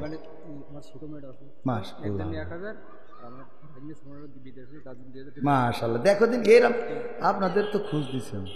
নারায়ে তাকবীর। গতকালকের সভাপতি ছিলেন জনাব আলহাজ মোহাম্মদ আফসার উদ্দিন সাহেব। উনার মেয়ে অসুস্থ, 1000 টাকা দিয়েছেন অসুস্থতা থেকে, আল্লাহ যেন শেফায়া জেলা কামেলা দান করে দেয়। আর ভাগ্নে থাকে বিদেশে, বিদেশ থেকে 2000 টাকার 2 কান বঙ্গবন্ধুর ক্যাশে নোট দান করলো। আল্লাহ দানকে কবুল করে নাও, নেখায়াত দিয়ে দাও, মনের স্বপ্ন পুরা করে দাও, আপনজনদের কবুল করে নাও। ওগো আল্লাহ, তুমি দয়া করে যে অসুস্থ আছে সুস্থতা দান করে দাও। আমি 500 টাকা দিলাম, আল্লাহ তুমি আমার বোর হায়াত বাড়াই দাও, আমার যা হয় হোক। আপনি 500, আপনি 500 দিলে হয়, আর 500 দেন। কি করেন আপনি? মাহফিল পরিচালনা করেন, 500 দিলে হয়? এ মাইক ভাড়া করতে কয় টাকা লেগেছে আপনি জানেন? হ্যাঁ, এটা মাহফিল আয়োজন করতে কয় টাকা খরচ হয় আপনার ধারণা আছে? 500 টাকা দিচ্ছেন আপনি। মানে আব্বার শাসন করতেছে, বলছে আমি কাজ চাইলে তুই জানিস না, বাপের শাসন করতে, বোঝেননি? বাপের হুমকি দিচ্ছে, চাইলে বলছে আমি কাজ চাইলে তুই জানিস না, কার বিরুদ্ধে কথা বলছিস? তো আমি সেরাম হয়ে গেল না। বলছে তুমি বেশি জানো আমার থেকে। ওই কত দিয়েছি? 500 দিয়েছি। হ্যাঁ, কত দিয়েছি দেখেন, 1000 গেছেন। আমি এদিকে ওয়াজ করতেছি, 500 গেছে। ঠিক আছে, নারায়ে তাকবীর। ঠিক, আমার জনাব আশরাফ ভাই, আশরাফুল আলম, আশরাফুল মাখলুকাত 1000 টাকা দিলেন। আল্লাহ দানকে কবুল করে নাও, নেখায়াত দিয়ে দাও, মনের স্বপ্ন পুরা করে দাও। তারপরে হাত লাগান, স্টেজ থেকে শুরু, সামনে যারা আছেন 500, 1000, 2000, 3000, 5000, যে যা পারেন তাড়াতাড়ি। আমার আর এক জায়গায় আবার বায়না নিয়ে রয়েছে, সেখানে যাইতে হবে বাইরে। আমি একটু নিজের এলাকা সরল মনে কথা বললে অসুবিধা আছে, অন্য জায়গাতে স্টাইল করি কথা বলবো যে সবাই বসেন ঠিক কেনা বলেন, কিন্তু এখানে তো এটা দরকার নেই। এ তো নিজের এলাকা, এত ভাব মেরি লাভ আছে কোনো? এত ভাবের কি আছে? আমি জিগর কাছে মানুষ, যশোরের প্রোগ্রাম আছে। হ্যাঁ, এই নে তো, এই জন্য ভাবের করে দরকার, খালি টাকা দেন। আমার মা বোনেরা পর্দার অন্তরালে যারা, ওখানে কি জানা যাওয়া লাগবে না? অন্য মানুষ গেছে, গেছে না? হ্যাঁ, তাহলে ঠিক আছে। ব্যাগ দেওয়া আছে, ব্যাগের মধ্যে দেন, যে যা পারেন তাড়াতাড়ি। সামনে ভিতরে সব এসে পারবে না তো, সব আসলে তো আমি এখান থেকে অর্ডার দিই। আবার অর্ডার একই সেনাবাহিনী নাকি যে তৈরি থাকতে বলবে, পরে অর্ডার দেবে? সেনাবাহিনী কি বলে যে প্রস্তুত থাকো, আমরাও আসি, কথা কয় না। যাদের কাছে ব্যাগ আছে তারা ভিতরে যান, তবে ওই মানে মাহফিলের লোক, আবার অন্য লোকের কাছে থাকলে ব্যাগ নিয়ে ঢুকে না। মাহফিল লাল ব্যাগ, এই তাড়াতাড়ি ওঠেন ওঠেন, শিগগিরি ভাই, পকেটে হাত লাগান, একজনে মারুম হওয়া যাবে না। যার পকেটে যা আছে সব প্যাকেটে দেন, বিড়ি, সিগারেট, গ্যাস লাইট সব নেব আমরা, বেশি নেবো পরে। দেন যা আছে, যা আছে পকেটে দিয়ে দেন, প্যাকেটে। মহিলা প্যান্ডেলে কি করিস? ও ওখানেও ব্যাগ আছে, তা আছে তো, মহিলা প্যান্ডেলে ব্যাগ আছে। আপনারা ব্যাগে মা বোনেরা যা ওই কুসার মধ্যে করে নিয়ে আসেন, আসলে বাইন্দে ও টাকা তো আবার হাসপাতালে নিয়ে সোজা করতে হবে, তাও দেন। এত জোরে গিরে দেয় যে ও টাকা থাকে না, ও খালি কয় আব্বা গো মা গো, খরচ করতে পারলে বেঁচে যায়, মানে ও জন্য তাড়াতাড়ি খরচ করে, এমন জোরে গিরে, তাও দেন গিরে খুলে। আল্লাহ কবুল করুন, বলেন আমিন। কেউ মাহরুম হবেন না। দাঁড়ানো ভাইয়েরা, আমার যুবকেরা, আজকালকের ছেলেরা বই নিয়ে আর বসে না, ও বাবা গুগলে সার্চ করিয়া পড়ি।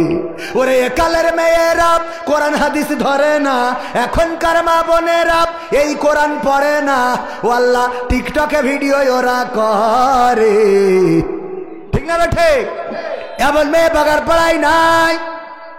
আমাদের একজন ভাই 100 টাকা আল্লাহ দিয়ে গেল দানকারীর ও পিতা মাতার সুখে রেখো কবরে, নূরের টুপি পরায় আল্লাহ তুলিও রোজ হাসরে। যেই নিয়তে দান করেছে আল্লাহ নিয়ত পুরা করে দাও, নূরের মনের নেক মাকসাদ পুরা করে দাও। তারপরে যে যা আছেন তাড়াতাড়ি দেন। 500, 1000, 2000, 3000 দেওয়ার মতো কেউ কি আছেন? এই মাহফিল শুধু মাহফিল না, যুবকেরা আয়োজন করে, সমাজ সেবামূলক কাজ করে। সমাজ সেবামূলক কাজের জন্য সহযোগিতার দরকার। এক বছরের মাহফিল নিয়ে ইফতার বিতরণ করে, শীত বস্ত্র বিতরণ করে, বিপদে পড়লে তাদের পাশে যায়, অসুস্থ মানুষের সেবা করে। এই কাজগুলো চালিয়ে নেয় আমাদের জনাব আশরাফুল আলম সাহেব। হ্যাঁ, মুজিমার মার্কা নোট কিডা? আমাদের এক যুবক বঙ্গবন্ধুকে এত ভালোবাসে, মুজিবার মার্কার রোল নোট দিল। আল্লাহ কবুল করে নাও, অনেক হায়াত দাও, মনের স্বপ্ন পুরা করে দাও। তারপরে আর কিডা? বসিনগরের মসজিনা, বসনগরের মসজিনা 500 টাকা দান করলো। আল্লাহ দানকে কবুল করো, আল্লাহ মনের নেক মাকসাদ পুরা করো, সংসার জীবনে শান্তি দাও। আল্লাহ পরিবার পরিজনের আপনজন যারা কবরে ক্ষমা করে দাও, যারা বেঁচে আছে আল্লাহ নেক হায়াত দিয়ে দাও। আর কেউ আছেন 500 1000 দেওয়ার মতো, অথবা বাকিতে 1000 2000 3000 লিখিয়ে দেওয়ার মতো? এই ভালো কাজের সাথে সম্পৃক্ত থাকার দরকার আছে না নাই? 2000 টাকা 3000 5000 টাকা পরবর্তীতে দেবেন এমন কেউ কি আছেন? আছেন কেউ? আগামী 5 তারিখে চক্ষু শিবির রয়েছে। চোখের রোগ যাদের আছে তাদের চোখ দেখানো হবে। আপনারা এখানে আসবেন, সহযোগিতায় আপনাদের সহযোগিতা করা হবে। ইসলামী সমাজ কল্যাণ সমিতি বাগারপাড়া যশোর তারা আয়োজন করছে। তাদের পাশে দাঁড়ানোর দরকার আছে না নাই? তাড়াতাড়ি তাড়াতাড়ি 500 1000 2000 বড় নোট দেওয়ার মতো কেউ নেই? 2000 3000 5000, হ্যাঁ বাকিতে পরে দিয়ে দেবেন। 2000 টাকা দেওয়ার মতো ভিতর থেকে কোনো মানুষ হাত উঁচু করে, আমি মুসাফির মানুষ, দোয়া করে দেবো। আমার দোয়া কবুল না হোক, সভাপতি আছে, ডক্টর মানুষ, আশরাফ ভাই আছে, অধ্যাপক মানুষ, আর প্রধান বক্তা ডক্টর আমাদের শাহেক জামাল উদ্দিন আছে, সাবেক সভাপতি, সব ভালো মানুষ। খালি আমি এখানে খারাপ একমাত্র। ওদের দোয়াই তো আল্লাহ কবুল করতে পারে, বলেন আলহামদুলিল্লাহ। আমি তো উনাদের দোয়া নিয়ে সামনে দিকে আগে যাচ্ছি, বুঝলেন? দোয়া কবুল করার মালিককে আমার ভাইজান দোয়া করেন আমার জন্যে, কষ্ট করেন, আমাকে ভালোবাসেন। এমন অনেক ভালোবাসার মানুষ আছে যাদের দোয়ার বরকতে আল্লাহ কিছু বলান। আজকে বিশেষ বক্তা আরো এক জায়গায় বায়না নিয়ে বলে বেশি কথা বলতে পারলাম না। আগামীতে যদি আবুল হায়াতে বেশি থাকি আবার এসে বলবো, শুনবেন আপনারা? ভাইয়ের মাহফিল মানে প্রতি বছর আসাই লাগবে, কোনো উপায় নেই। তো টাকাও দেবে না, কিছু না, আসতেই হবে। একটা দিন মায়ের খাওয়া, আর এক জায়গায় বায়না নিয়ে কোনো রকম কভার করি। তাড়াতাড়ি একটু দেন, 2000 দেওয়ার মতো। আচ্ছা 1000 করে অন্তত 5টা মানুষ বলেন দিন, 1000 করে টাকা দেবেন এই যুব সমাজে, এই সমাজ কল্যাণ সমিতির 1000 করে 5 জন মানুষ বাগারপাড়ায় নেই। এই যে দেখেন নগদ দিতে ভাইজান নাম কিছু না, দুরুদ আলী, ও নূর আলী, নারায়ে তাকবীর। আমার নূর আলী ভাই বিদেশ যাবে। আবার বিদেশ যাবেন কেন? দেশে তো মেরিকেটি খাতি পারতেন। আল্লাহ কবুল করো, নূর আলী ভাই বিদেশ যাবে। আল্লাহ তুমি মুসিবত মুক্ত রেখে নিয়ে যেও, আয় রুজিতে বারাকা দান করে দিও, পরিবারকে হেফাজত করো, যাতায়াতের পথটা সহজ করে দাও, বলেন আমিন। পাইকগাছার নূর আলী, পাইকগাছে আমার দাওয়াত আসতো, মাহফিলে যাবো। নূর ইসলাম পাইকগাছার, আর আগে দেশের নূর কি জানো, আগে দেশের নূর আলী, নূর আলী আর এটা নূর ইসলাম, নুরির সাথে মিল আছে, নুরি নুরি মিল আছে। আল্লাহ দানকে কবুল করে নাও, মনের নেক মাকসাদ পুরা করে দাও। 5 জন চাইলাম, 2 জন নগদ দিল, আর 3 জন অন্তত নগদ না দেন, বাকিতে দেন 5 জন 1000 করে। দেখি একটু হাত উঁচু করা যাবে না? শুনুন, মাত্র 3 জন। আমি জানি বাগারপাড়ারা মাহরুম করবেন, এটা আমি মনে করি। কি ডাব? জহুরন রাধানগর বাড়ি, অসুস্থ মানুষ। আল্লাহ 500 টাকা দিল সুস্থতার জন্য, দানকে কবুল করে নাও, নেক হায়াত দাও। আল্লাহ শারীরিক সুস্থতা দান করে দাও, শেফায়ে আজলা কামেলা দান করে দাও, বলেন আমিন। তারপরে 3 জন দেবেন না? 3 জন পাওয়া যাবে না, বাকিতে অন্তত নেই। আমি তো যে জায়গায় হাত বাড়াই আল্লাহ একটা বরকত ঢেলে দেয়। মানে আমার তো হ্যাঁ, প্রবাসীরা অনেক টাকা দিচ্ছে, তাদের জন্য দোয়া করবেন। আর একটা গান আছে না, প্রবাসীদের ও গান ওই শাহেক জামাল উদ্দিন শোনাবেন ভাইজান। হ্যাঁ, তা ওই করেন, আমি টাকা তুলি, ওটা গান আর একজন শুনবেন। তা 3000 টাকা শুনে বাবা রে, অন্তত 3000 টাকা একটু দেন দেখি। গান তো গাইছি বাবা, 3000 টাকা দেওয়ার মতো আল্লাহর ওলি নেই কেন? 1000 করে 3 জন। আমি বিশ্বাস করি যে আপনারা দেবেন, আমি মারুম হয়ে যাবো। আরেক জায়গায় যাই আমার ক্ষতি হবেন, চাইছি তা দিন। এটা তো ঠিক না। 3000 টাকা 3 জন মানুষ, মাত্র 1000 করে। খাতায় একজনেরও নাম লিখতে পারি না, অন্তত খাতায় একটা নাম লিখে তো কলম নিয়ে বসে রয়েছে, এটা ফেরত দেবো আমরা। 1000 টাকা হবে না? সত্যি সত্যি দেবেন না? গতবার এসে কিরানা 30,000 টাকা দিয়েছিল একবার। তো ওর থেকে এর থেকে তো আওয়ামী লীগ ভালো ছিল। আওয়ামী লীগের নেতা 30,000 টাকা দিয়েছে গতবার ডাইরেক্ট। আর এখানে এত নেতা বিএনপি আর জামাতে 3,000 টাকা দিতে, তোগের ক্ষমতায় যাইতে হবে কেন? হ্যাঁ, কি সহ্য না করি পারা যায়? হ্যাঁ, সে মারা হোক তা তো দেশে, এই জন্য তো কুমাই দিলাম। মারা টাকা 30,000, তোকে পারা টাকা 1,000 দে। এই 3 জন বিএনপির লোক নেই, তাহলে আওয়ামী লীগের লোক 3 জন দাঁড়াও দিন, কেউ মারবে না, আমি আছি, দায়িত্ব নিলাম। আওয়ামী লীগের লোক 3 জন দাও, আমি নৌকার পক্ষে ভোট করে দিয়ে দেবো আজকে। তাও 3,000 টাকা না নিয়ে যাবে না, সিয়ার ছাড়বো না, তাতে ক্ষমতা থাকে থাক, না থাকে যাক। 3,000 টাকা দাঁড়ান দিন। কোন আল্লাহর বান্দা আছেন? আজ একজনের সাক্ষাৎকার নিলাম, বলছে তুমি কোন দল করো? তা বলছে আমি হইলো ধানের শেষ করি। আমি বলছি এই দলের নেত্রী কিরা? তা বলছে শেখ হাসিনা। ও ধানের শেষ করে, শেখ হাসিনা নেত্রী। ওই যে একজন বোঝা গেল, যাক আলহামদুলিল্লাহ। নাম কি শুনে? ওবায়দুল কাদের, আনসার আলী। নারায়ে তাকবীর। আনসার আলী নাম ঠিকানা জানেন কি না? ঘোষনগর। আল্লাহ আনসার আলী আমলিক করেন তো ভাই? যা করেন করেন, জামাত করেন, আমলিক করেন, অসুবিধা নেই। যে দল করেন আল্লাহ সেই দলে ভালো রাখুক, বলেন আমিন। 1,000 টাকা দিল, দানকে কবুল করে নাও, নেখায়াত দিয়ে দাও। আর 2 জন বাকি, আমি 2 জন না পাবো তো সিয়ার ছাড়বো। আর 2 জন দেখি কোন আল্লাহর বান্দা। এইসো শোনে, নাম বলতে হবে না, আমলিকের পক্ষ করতে থাক, নাম বলে আর মারতে পারে। নারায়ে তাকবীর। নাম বলেন। আমার একজন ভাই 1,000 টাকা দিলেন, আল্লাহ দানকে কবুল করে নাও। যুবক মানুষ, মনের নেক মাকসাদ পুরা করে দাও। নিসার আলী, নিসার আলী সব ঘোষনগরের লোক দেখছে। আনসারের ভাই, আরিফ ভাই। নারায়ে তাকবীর।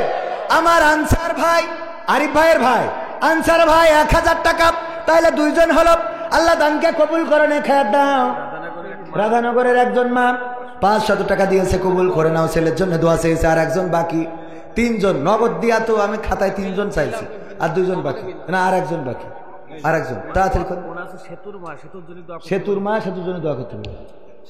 ও আল্লাহ, সেতুর মা 500 টাকা দিল, সেতুর জন্য দোয়া চাইলো, আল্লাহ দানকে কবুল করো, সেতুর সুস্থতা দান করো। আর একজন আমি জানি আমি মারুম হবো না, জীবনে চাইছি মারুম। ঘোষনগরের আনসারের ভাই বিল্লাল ভাই। এ বিল্লাল ভাই,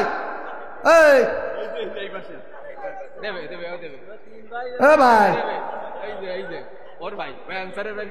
কয় হাজার? 1,000 শুনেন না? 2,000? বাবা, পার্টি তো এরম লাগবে। নারায়ে তাকবীর। আনসার ভাই, ওরা 3 ভাই গেলে, আর বাকি লোক সব জানেন না যাবে। ওগের বাইরে অন্তত একজন না, মান সম্মান থাকলো কিছু। আমার আনসার ভাইয়ের ভাই বিল্লাল ভাই 1,000 টাকা মায়ের জন্য দোয়া চেয়েছে, আল্লাহ তুমি দয়া করে কবুল করে নাও। মা বেঁচে আছে নাকি ইন্তেকাল করেছেন? ইন্তেকাল করেছে। আল্লাহ কবরটারে জান্নাতের বাগান বানাও। ও আল্লাহ জান্নাতের সিঁড়িতে সাক্ষাৎ করাই দিও, বলেন আমি। তাইলে বাইরের লোক একজনদের, বাইরের লোক বাগডাঙ্গা। হ্যাঁ, ভাইজানের নাম কি? মাওলানা এরশাদ আলী।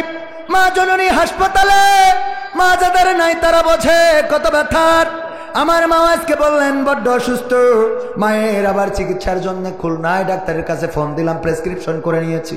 ওগো আল্লাহ, আমার মায়ের মতো অসুস্থ মাওলানা কি যেন নাম? মাওলানা এরশাদ আলী ভাইয়ের মা অসুস্থ, আল্লাহ সুস্থতা দান করে দাও, আল্লাহ নেখায়াত দান করে দাও। হাসপাতাল থেকে আল্লাহ সুস্থভাবে দেশে বাড়িতে ফিরিয়ে এনে দাও, বলেন আমি। সম্মানিত ভাইয়েরা, আমার আবার আরেক জায়গায় যেতে হবে, এই জন্যে আমি দুঃখিত। আগামীতে আবার আপনাদের মাঝে আসব। এখন হ্যাঁ, আমার বাংলাদেশের প্রবাসীদের গল্প বলি শোনো, এ গল্প তো কল্পনা নয়, তোমরা কি তা জানো ও ভাই? এ গল্প তো কল্পনা নয়, তোমরা কি তা জানো? আমার বাংলাদেশের প্রবাসীদের গল্প বলি শোনো। পল্লী গায়ের দুরন্ত ছেলে বাপে ডাকে খোকা, হঠাৎ করে ঢুকলো মাথায় বিদেশ যাওয়ার পোকা। রোগে শোকে ক্লান্ত পিতা খাটার নাই উপায়, বেকার ছেলের এমন কথায় বাবাও দিল সাই। ক্ষেতের জমি হালের গরু বিক্রয় করে দিয়ে বাকি টাকা করলো পূরণ মায়ের গহনা নিয়ে। অনেক আশা বুকে বেঁধে ছাড়লো যখন বাড়ি, সে যে কি বেদনা বিধুর ছিড়ল যেন নাড়ি। মায়ে কান্দে ভাইয়ে কান্দে, কান্দে আপন জন, চোখের জলে বুক ভেসে যায় শক্ত করে মন। এমন মানুষ কোন সেজনা, এমন মানুষ কোন সেজনা, তোমরা কি তা জানো? আমার বাঘার পাড়ার প্রবাসীদের গল্প বলি শোনো। আমার বাগডাঙ্গার ওই প্রবাসীদের গল্প বলি শোনো। বিমানেতে বসে খোকা জানালারি পাশে নীল আকাশে তাকিয়ে দেখে মায়ের ছবি ভাসি। আঁচল দিয়ে চোখ মুছে মা প্রভুকে যে বলে, আল্লাহ তুমি ভালো রেখো আমার কোলের ছেলে। খোকা যে ছিল মা জননীর কোলে জারি বোটা, ভাবতে সব চোখ ভিজে জল পড়লো ফোটা ফোটা। এমন মানুষ কোন সেজনা, এমন মানুষ কোন সেজনা, তোমরা কি তা জানো? আমার যশোর জেলার প্রবাসীদের গল্প বলি শোনো। আমার মালয়েশিয়ার প্রবাসীদের গল্প বলি শোনো। নদ নদী আর সাগর নগর দিয়ে খোকা পাড়ে পৌঁছালো যে অতি সাধের বিদেশের বাড়ি। অনেক কষ্টে মিলল খোকার এমন একটা কাজ, হাড় ভাঙা খাটুনি তাতে সকাল দুপুর সাজ। রোগে শোকে কাজ করে যায়, করে নাই অবহেলা, আকাশ সমান স্বপ্ন দেখে কাটিয়ে দেয় বেলা। মা জননীর সাথে যখন খোকা কথা কয়, বলে বাবা কেমন আছো জানতে ইচ্ছা হয়। মাগো আমি ভালো আছি, মাগো আমি ভালো আছি, দুঃখ নেই তো কোনো। আমার সৌদি আরবের প্রবাসীদের গল্প বলি শোনো। আমার আবু ধাবির প্রবাসীদের গল্প বলি শোনো। হঠাৎ করে বাবা বলে টাকার যে দরকার, তোর মায়েরই বড় অসুখ, দেখাবো ডাক্তার।